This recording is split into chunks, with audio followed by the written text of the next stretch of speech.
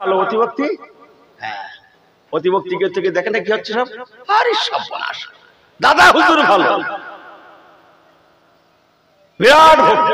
তারপরে গেল গেল ওই যুক্ত, বোঝেন না কথা। পূর্ণ মতো বাড়িতে ছিল, তারে রং টং মাখিয়ে নতুন মতো করলে রঙিন কাগজ কিনে এনে জড়িয়ে সুতুলিতে বেঁধে খাড়ি করলে যাচ্ছে। রাস্তার মাঝখানে পেশাব লেগেছে, আবু জাহেলের। এখন ঘাড়ে করলে পেশাবের একটা বেয়াদবি না? হাজার টাকা করা হয়, বেয়াদবি না? তাই একটা রাখবো, তার বল যদি পড়ে যায়, তারা গাছ মতো দেখে ঠেস দিয়ে রেখে দিয়েছে, দিয়ে রাস্তার উপরে গিয়ে উনি দাঁড়িয়ে দাঁড়িয়ে চালাচ্ছে, ছটছট করে শব্দ হচ্ছে। এক কুত্তা যাচ্ছিল, আর কুকুরের একটা স্বভাব ভালো, ভালো কি খারাপ আমি জানি না, গাছ দেখলেই পা উঁচু করে দেয় দু চার।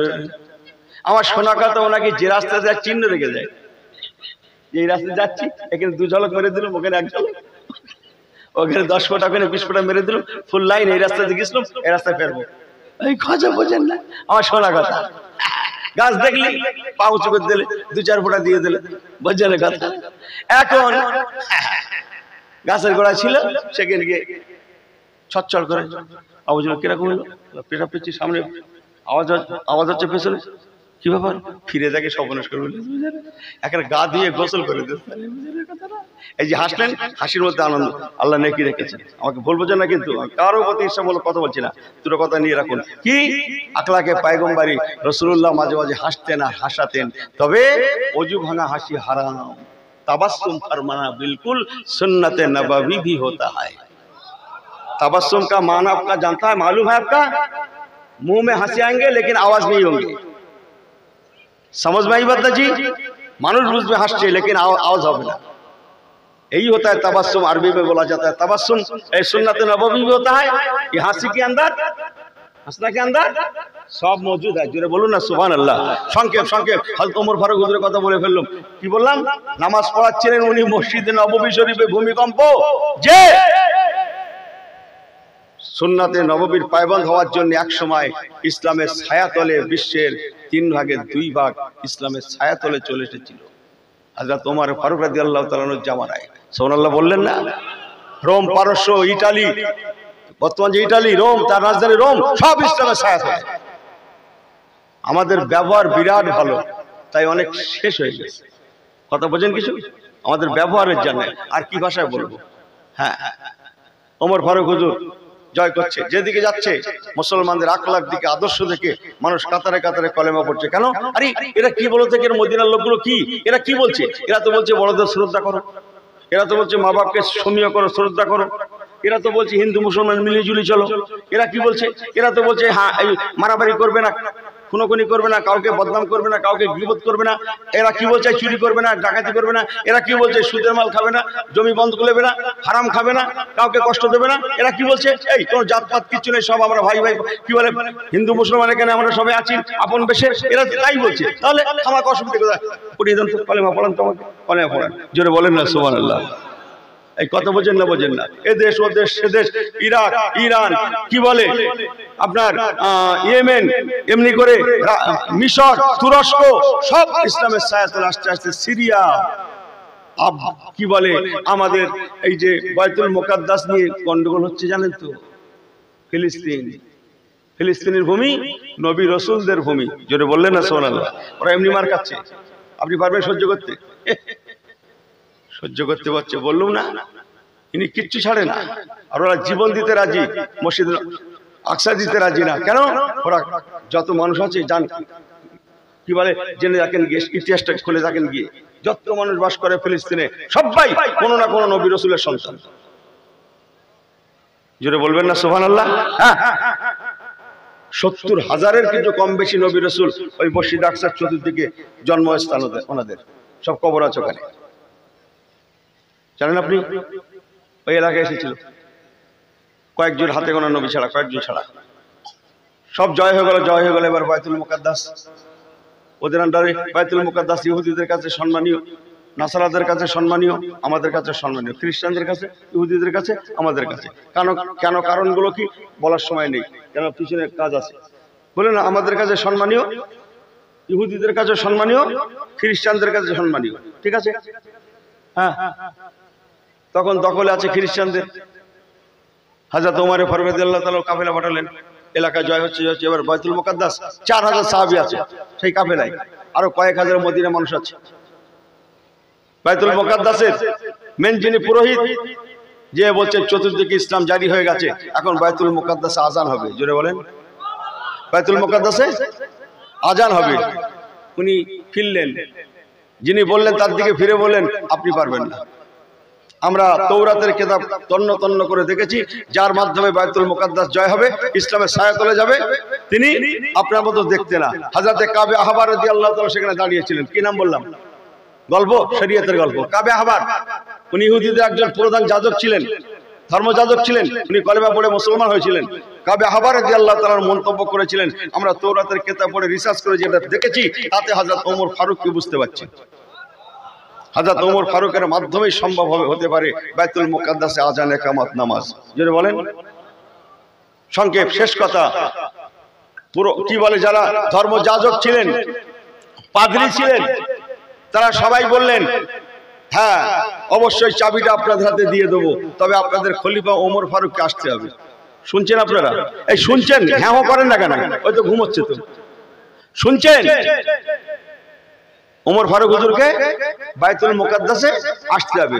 এই মদিনা শরীফ থেকে বাইতুল মুকাদ্দাস কত দূর হতে পারে একটা আন্দাজ?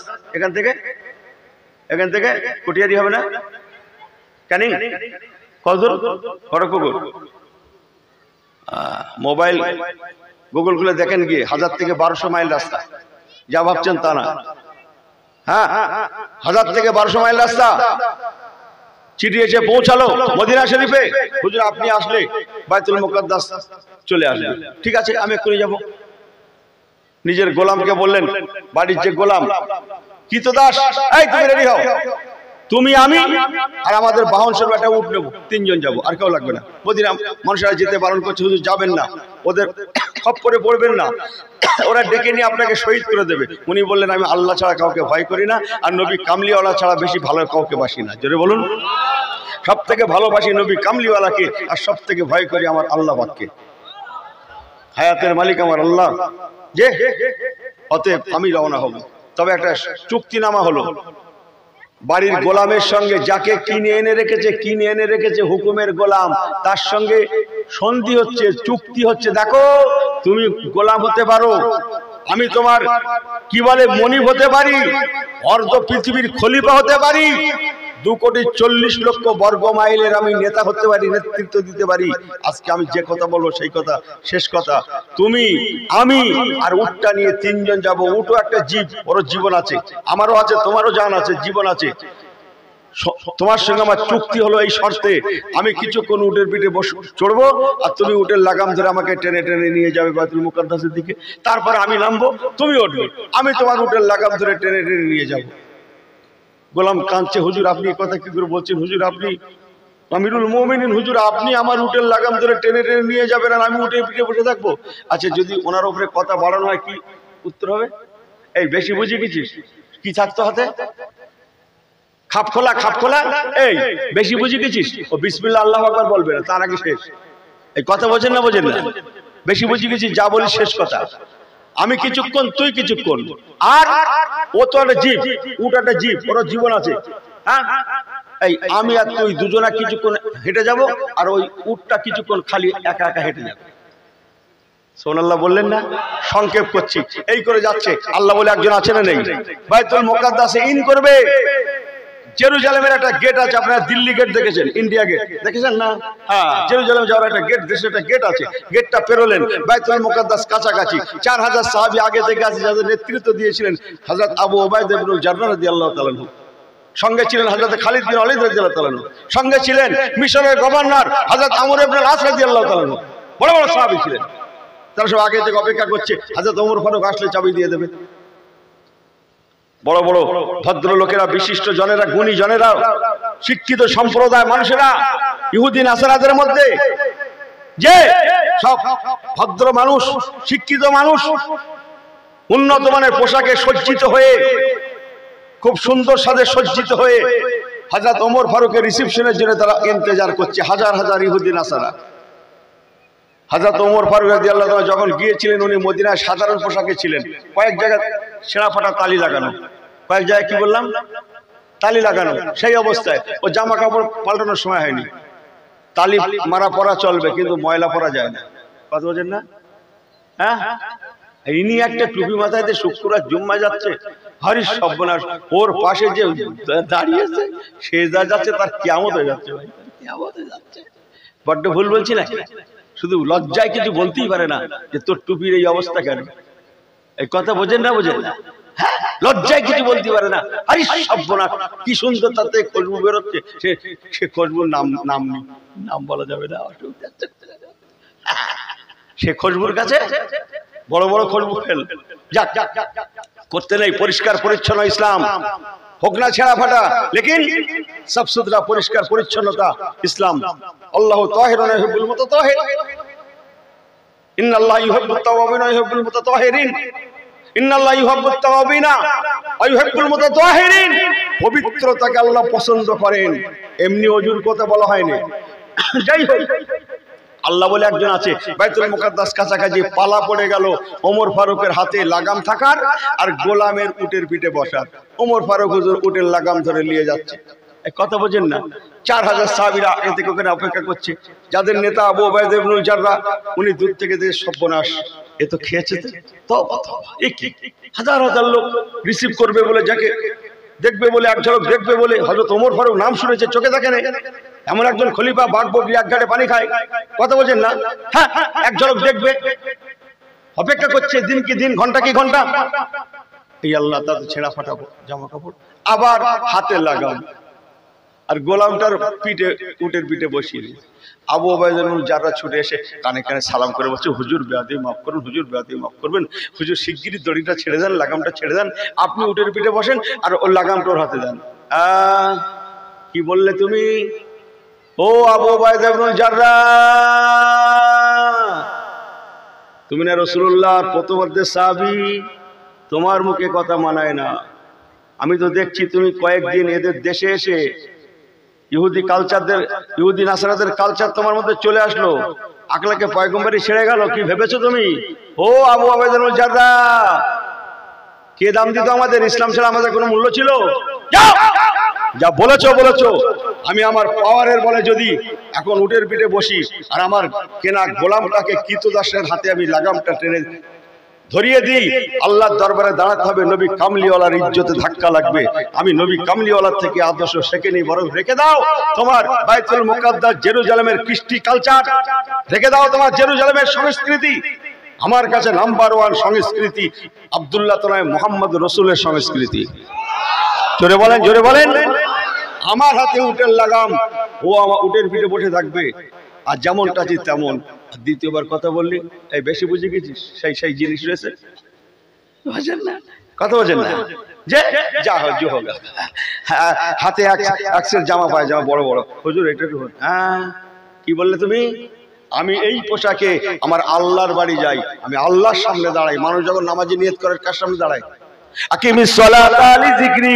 মানুষ যখন নামাজে নিয়ত করে সে তখন আল্লাহর সম্মুখে দাঁড়িয়ে যায়। উত্তম ইবাদত আল্লাহর নামাজ। মানুষ যখন নামাজে দাঁড়ায় আল্লাহর সম্মুখে দাঁড়িয়ে যায়। ও আবু উবাইদা ইবনুল জাররাহ, আমি এই পোশাকে যদি আল্লাহর সামনে দাঁড়াতে পারি, তোমার বাইতুল মুকাদ্দাস এলাকার মানুষের সম্মুখে দাঁড়াতে আমার অসুবিধা কোথায়? আমি এই পোশাকে যদি আল মসজিদ বাইতুল্লাহ, মসজিদ আল্লাহর ঘর, আল্লাহর ঘরে যেতে পারি, তোমার এই বাইতুল মুকাদ্দাসে এলাকা আসতে অসুবিধা কোথায়? রেখে দাও তোমার সংস্কৃতি।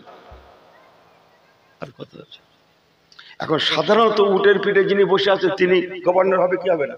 যা ছিল ইহুদি নাসারা কেউ ছেড়ে না তো। কথা বলছেন না? আগের যুক্ত, হ্যাঁ, তাই সবাই ওনাকে, কাকে উটের পিঠে যে বসে আছে গোলাম, সে তো একে মরে যাচ্ছে শরমে লজ্জায়, আর লোকে তাকে হেভি হেভি হ্যান্ডসাম সব লোক। বুঝেন না কথা? কি মুশকিল বলো দিন দেখি। আবু উবাইদা ইবনুল জাররাহ বাধ্য হয়ে ওদের কাছে যে বলছে, দাদারা কাকারা, আপনারা যাকে হযরত ওমর ফারুক ভেবে, আমিরুল মুমিনিন ভেবে স্যালুট জানাচ্ছেন, উটের পিঠে বসে আছেন বলে, আসলে উনি আমাদের আমিরুল মুমিনিন নয়, বরং যার হাতে উটের লাগাম আছে উনি আমাদের আমিরুল মুমিনিন। হ্যাঁ, হ্যাঁ কি শোনাচ্ছেন? জি হ্যাঁ তাই, হ্যাঁ তাই। মানুষেরা আলোচনা করতে লাগে, ইহুদি নাসারা বলা কওয়া করতে লাগে। এই যদি আমিরুল মুমিনিনের আদর্শ হয়, না জানি এনাদের নবী রাহমাতুল লিল আলামিনের আদর্শ কতই না সুন্দর ছিল। এই যদি না আদর্শ হয়, না জানি ইন্নাদ-দীনা ইনদাল্লাহিল ইসলাম, ইসলামের আদর্শ কতই না সুন্দর। একজন 2,40,00,000 বর্গ মাইল এলাকার গভর্নর, তিনি গোলামের মর্যাদা দিতে জানে, গোলামকে ঠকাতে জানে না, গোলামকে মর্যাদা দিতে জানে। এই যদি আমিরুল মুমিনিনের আদর্শ হয়, তাহলে কেন আমরা কলেমা পড়বো না? ও মুসলমান, আল্লাহর কসম, নবী কামলিওয়ালার আদর্শ রেখেছিলেন বলে, ধরেছিলেন বলে, সেই দিন আঁকড়ে রেখেছিলেন বলে, ওই বাইতুল মুকাদ্দাসে থাকা এক প্রকার সমস্ত ইহুদি নাসারারা এই আদর্শ দেখে, আখলাকে পয়গম্বরী দেখে তারা ঈমানের কলেমা পড়ে মুসলমান হয়ে গিয়েছিলেন। আর শুনবেন নাকি? আর হয় না? হ্যাঁ, একটু ঘুরে দেখাচ্ছে মেন পাদ্রী হুজুর এসছেন যখন বাইতুল মুকাদ্দাস এলাকা, একটু দেখেন, বিরাট বিরাট বিল্ডিং তো সব, তো ঘুরে দেখাচ্ছে। ঘুরতে ঘুরতে আসরের সময় হয়ে গেছে। আসরের নামাজ, কোন নামাজ? এই কথা বলে না কেন? আসরের নামাজ, হাফেজু আলাস সালাওয়াতি ওয়াস সালাতিল বুসতা ওয়া কুমু লিল্লাহি কানিতিন। তখন হযরত ওমর ফারুক একটা গির্জার মধ্যে, কিসের মধ্যে? গির্জা। আসরের সময় হয়ে গেছে, উনি ব্যস্ত হয়ে পড়েছেন নামাজের জন্য। মেন পাদ্রী বলছে, হুজুর, আমিরুল মুমিনিন হুজুর, এই গির্জার ভিতরটা পরিষ্কার জায়গা, পবিত্র জায়গা হুজুর, আমরা সবসময় ঝাড়ামোছা করে রাখি, পরিষ্কার পরিচ্ছন্ন জায়গা, পবিত্র জায়গা হুজুর, এই জায়গায় নামাজের জায়গা করে দিচ্ছি, এই গির্জার মধ্যে আপনি আসরের নামাজটা পড়লেন। সুবহানাল্লাহ বলবেন না? জোরে বলবেন না? হযরত ওমর ফারুক কত বিচক্ষণ, উনি বলেছিলেন, বাবা পাদ্রী মশাই, তবে শুনে নাও, অতিভক্তি এই জানে তো, এই গজ অপরের না, ও বলছি চোরের লক্ষণ তাও জানে। তা অতি ভক্তি করা ভালো, অতিভক্তি, হ্যাঁ, অতিভক্তি থেকে দেখেন না কি হচ্ছে সব। আরে সর্বনাশ, দাদা হুজুর ভালো, বিরাট ভক্তি, তারপরে গেল ওই থাক, মাফ করে দেবেন। যে উনি বললেন, বাবা ভবিষ্যতে, অদূর ভবিষ্যতে অতিভক্তি দেখাতে গিয়ে আমার সম্প্রদায় না জেনে বলে ফেলি, আমাদের আমিরুল মুমিনিন এই গির্জার মধ্যে করে নামাজ পড়েছিল, আসরের নামাজ, অতএব এখানে একটা মসজিদ বানাবো না, এখানে পড়বো না। বাইরে গেলেন, মেন গেটের কাছে, বলছে, হুজুর পরিষ্কার পরিচ্ছন্ন আমরা পবিত্র রাখি, এটা পবিত্র, আর বাইতুল মুকাদ্দাস মানে পবিত্র জায়গা, হুজুর এখানে আসরের নামাজ। উনি বললেন, না, আমি যদি এখানেও পড়ি, ভবিষ্যতে চত্বরটা, তোমাদের ধর্মস্থানটার ক্ষতি হতে পারে, মানুষ দখল করে নিতে পারে, হতে পারে না। লাকুম দীনুকুম ওয়ালিয়া দীন, কোন ধর্মের প্রতি আঘাত করা ইসলাম রাইট দেয়নি।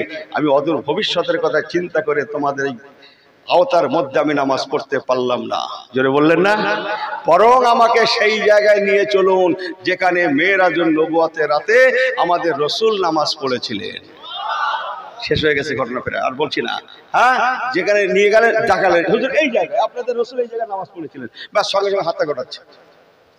এই হাতা গোটানো মানে কি লাগবে তো? অজু মনে করতে বিনা উজতে করতেছ। আমি যা লস করছি মনে করছি বিনা উজতে থাকে, অজু করবে। মাথা ঠিক আছে? হ্যাঁ, বিনা উজতে থাকতো। আমাদের মতো মুসলমান হজরে একবার উজু করেছে, আবার আল্লাহ যদি বাঁচিয়ে রাখে সেই জোহরের সময় লাগবে, আবার অজু হবে আসরের সময়, মাগরিবে একবার, এশায় একবার, সারা রাতে কিসে কি ওনার বললাম না আমি, কোথায় নিজে কোথায় কাপড় চোপড় যাকে থাকে ওটাকে দরকার নেই, আবার ফজরের সময় উজু করবে। আমি মনে করছি সেরকম লোক রস করছি, কথা বোঝে না মনে হয়? হ্যাঁ, যে আল্লাহ রসুল জায়গা দেখিয়ে দিলেন, হুজুর কোন জায়গা মেরাজুন নবুয়তের রাত্রে নামাজ পড়েছিলেন, জায়গাটা অপরিষ্কার ছিল, সেখানে ইট বালি পাথর এটা ওটা সেটা সব জমাট হয়েছিল। উনি সেইগুলো নিজে হাতে পরিষ্কার করবেন বলে যাওয়ার হাতা গোটাচ্ছেন। সাল্লাল্লাহু বলেন, এরা মনে করছে তোমরা কি পারবে বলে, যে যার মতো, মানে যে যেরকম লোক না তার মানে সেই রকম করে। কি কথা ঠিক কিনা? হ্যাঁ, অথচ 4000 শুধু সাহাবী সঙ্গে আছেন, আরো কয়েক হাজার মদিনাবাসী আছেন, এই 5 থেকে 7000 লোক ওনার সঙ্গে, তারা সবাই লেবারি দেবেন বলে অপেক্ষা করছেন, অথচ গভর্নর হয়ে নিজে সাফি করতে শুরু করে দিলেন। দেখা দেখি সবাই হাত লাগালেন। ওখানে তারপরে যে ইহুদি নাসারারা ছিল, পাদ্রীরা আরো যারা সব অবশিষ্ট ছিল, এখনো মুসলমান হয়নি, তারা বলা কওয়া করতে লাগলো, একই দেখছি, একই দেখলাম, এ তো মানুষের পক্ষে সম্ভব নয়। এত ত্যাগ, এত তিতিক্ষা, আর বিলম্ব নয়, এখনই কলেমায়ে লা ইলাহা ইল্লাল্লাহ, জোরে জোরে লা ইলাহা ইল্লাল্লাহ, লা ইলাহা ইল্লাল্লাহ মুহাম্মাদুর রাসূলুল্লাহ। বাকি মানুষগুলাও তারা ইমানের কলেমা শরীফ পড়ে তারা মুসলমান হয়ে গেলেন। ইয়া নবী সালামু আলাইকা ইয়া রাসূল